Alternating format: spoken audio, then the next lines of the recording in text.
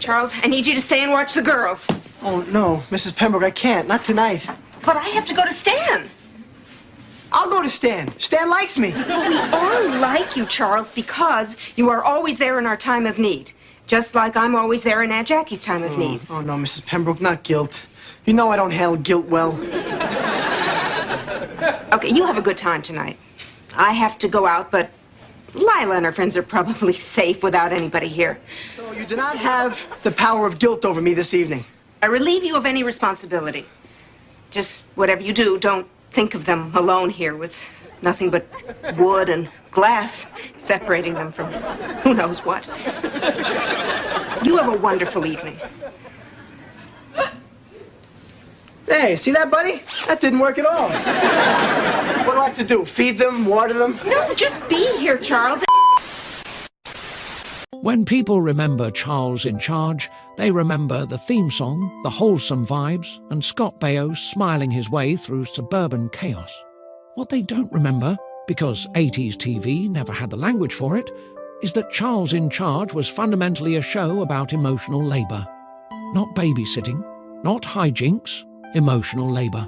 Charles wasn't just watching kids, he was managing feelings, smoothing tensions, absorbing stress, and keeping entire households emotionally functional, all while pretending this was just a job. From the jump, Charles is positioned as the emotional centre of the home. He cooks meals, settles arguments, offers advice, disciplines when needed, and provides reassurance not just to the kids, but to the adults too.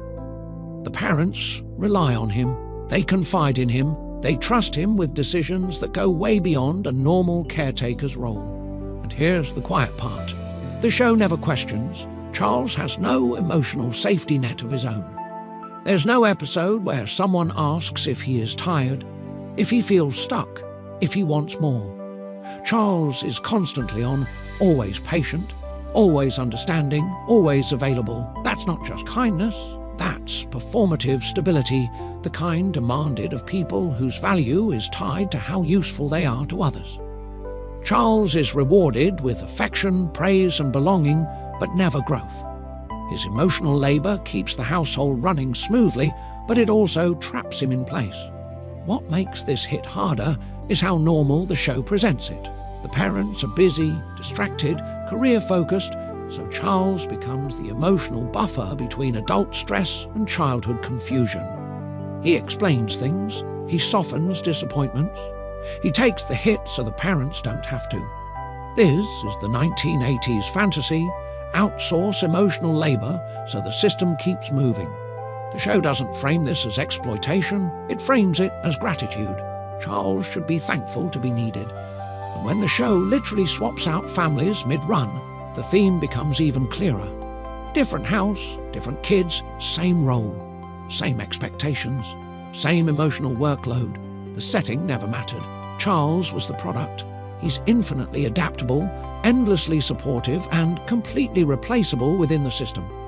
That's not an accident. That's a metaphor. What's wild is how much Charles in Charge anticipates modern burnout conversations. Charles has no long-term arc.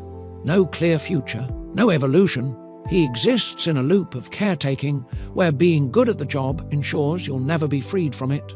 The show never asks what happens when emotional labour becomes identity, because in the 80s, that question wasn't allowed yet.